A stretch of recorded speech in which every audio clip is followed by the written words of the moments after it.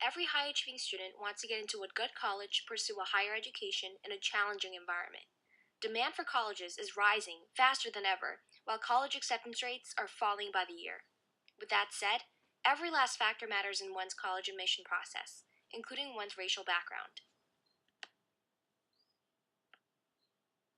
In fact, race has become such a significant factor in the college admissions process to a degree where it has given students of certain minority races advantages over those of other majority races. But to what extent are these advantages rightfully justified? We first started off by indicating two key areas of knowledge that our topic belongs in: human sciences and ethics. College admissions process is a highly psychological process, and racial quotas serve as a controversial topic that pose numerous ethical questions. So, as two rising high school seniors currently involved in the college admissions process, we asked ourselves several related questions to find a possible answer to this issue.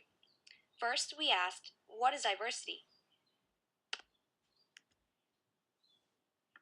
For many colleges and Americans today, diversity means that there is more than one race of people existing and cooperating together. Affirmative action is in place in many institutions, and its goal is to favor those who tend to suffer from discrimination. Oftentimes, it is referred to as positive or reverse discrimination. Race is a huge part of diversity, and while race is definitely not the only aspect that defines diversity, it is the one most focused on when schools are looking to boast that their student body is one of the most diverse. But why do colleges even want to be able to brag about this in the first place? While we have generally just come to accept the fact that diversity is a good thing, how many of us applying to colleges have really ever stopped to wonder why? Well, colleges believe that when their campus is more diverse, it exposes their students to different ideologies and walks of life than they are accustomed to. And many would argue that this allows their students to be more open-minded, better able to solve problems, and more fit to emerge into a global workforce. So while people everywhere tend to just accept the fact that the best colleges and universities are ones which are diverse, there's a reason why these institutions strive to meet their affirmative action quotas. And to further show how pertinent and hotly debated of a topic this is, we have gathered some real-life examples through our research. University of California versus Bakke was a landmark Supreme Court case that ruled the admissions process of University of California Medical School unconstitutional, which set aside 16 spots of the 100 for minority groups. Then, in Gratz versus Bollinger in 2003, Chief Justice Rehnquist ruled University of Michigan's undergraduate admissions policy of awarding 20 points to underrepresented minorities unconstitutional. Then, in Fisher versus University of Texas, the most recent affirmative action case brought forth in 2008, and still continuing up to this day, brought up the possibility of permanently ending affirmative action for all college admissions. Some people believe that the best plan of action is to keep race quotas in place. These people pose the question, would getting rid of the race quotas that are in place in colleges currently be thrusting our country back in their movement for racial equality? And while it is generally believed that true racial equality cannot exist until we don't need to have any quotas for races to fulfill, many people believe that having these affirmative action policies are crucial for providing equal opportunities for all people in a country where racism is very much still alive and present, and allowing that all people are getting a fair share of the American dream. If quotas were gotten rid of, colleges would be filled with students from the same socioeconomic and racial backgrounds. Whether or not this has more to do with race or economic status or cultural beliefs is a different argument, but the important fact in addressing our question is that many of the students in prestigious universities would be very similar. Having more than one kind of student in a learning environment is part of what has helped America to excel so far. There are many benefits that come from having so many different races living and working together. For starters, the world is becoming more and more connected, and it's not possible to be a successful leader without being able to function with all different races and types of people. Studies have shown that diversity in the workforce fosters innovation and competition in businesses, which is what makes a successful workforce. Diversity enhances self-awareness, as you are able to learn more about who you are by comparing and contrasting yourself with these diverse people you come in contact with. It also promotes multiple perspectives, which is not only beneficial to the decision-making abilities of the individual, but is also very greatly stressed by the liberal arts colleges. Going along with this idea, it's interesting to note that, as we're going to discuss later, ToK is not considered to be a liberal arts college, and this may be the reason why they're not concerned about the benefits that diversity may bring. All of these benefits, however, not only affect minorities, but also the majority races, who often believe that affirmative action is doing nothing but hurting them. They are now able to expand their learning and be more successful in the future because of the exposure they're getting from the racial diversity. In a country where all races are still not awarded equal opportunities, as much as people like to think that everyone is completely equal in the United States, there is an inherent sense of racism, and we are not even close to being able to provide everyone with the same resources when it comes to crucial things like education. There needs to be action taken to ensure that all of our struggles have not been in vain.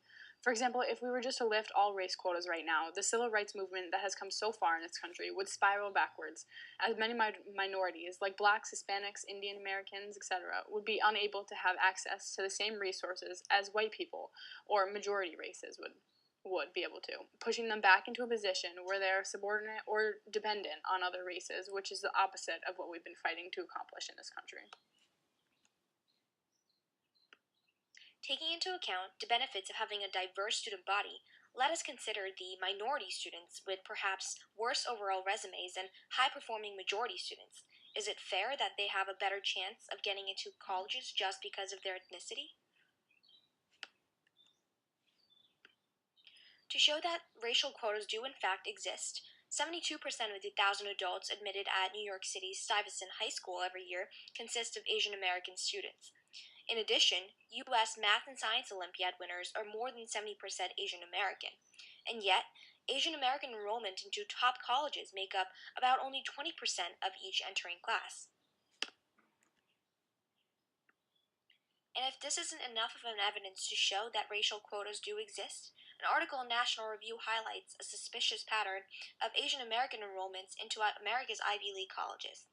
Over the last 20 years, America's population of college-age Asian Americans has nearly doubled, and yet the number of Asian American students admitted into most Ivy League colleges has either remained the same or declined, as shown by this graph. That means that the fraction of Asian American student enrollment has fallen by more than 50% since the early 1990s, considering the significant population growth of this racial group. Despite these discouraging statistics, however, there are colleges like Caltech and MIT that have admitted Asian Americans directly in line with the growth of its population by using a completely race-neutral admissions policy. This then led us to question, why do some colleges like Caltech and MIT not have racial quotas, while Ivy Leagues like Harvard and Yale do? Here, we were able to notice another interesting pattern. Many colleges that do follow racial quotas are, in fact, liberal arts colleges that put a heavy focus on cultural learning. Colleges like MIT and Caltech, on the other hand, offer more science and mathematical-based education, and thus put less emphasis on diversity. From this, we were able to conclude that perhaps the type of education offered by these colleges shares a connection with the imposition of racial quotas in the admissions process. Here, you can see that the Asian American student population, indicated by the dark yellow circles, is much greater than that of an Ivy League college, for instance, Princeton. Despite this clear evidence showing racial discrimination in the admissions at numerous Ivy League schools, admissions officers at these institutions continually deny the existence of racial quotas. However, a similar situation occurred back in the 1920s when Ivy League college admissions officers denied having Jewish quotas that were later revealed to have existed. And to add on to how unfair this system is, Asian Americans, unlike blacks and Hispanics, receive no boost in admissions. This results from college admissions officers with quota-like mentalities who seek diversity, thinking that they may have too many Asian Americans.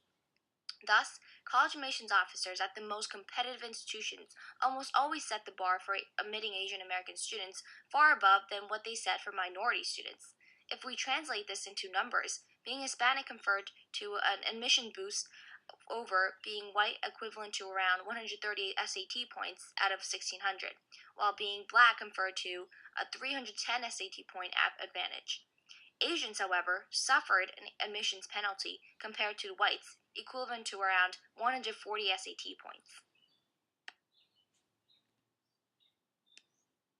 These quotes further show the growing concern over the evolving system in which Ivy League colleges are yielding more and more heavily towards racial quotas in the college admissions process. According to Fareed Zakaria from the Time magazine, if they are not working to reward merit, America will lose the dynamism that has long made it so distinctive. In addition, the former president of Princeton University points out the damage that this particular system does to America's higher education. And yet, he also points out that no college president has the courage to change it.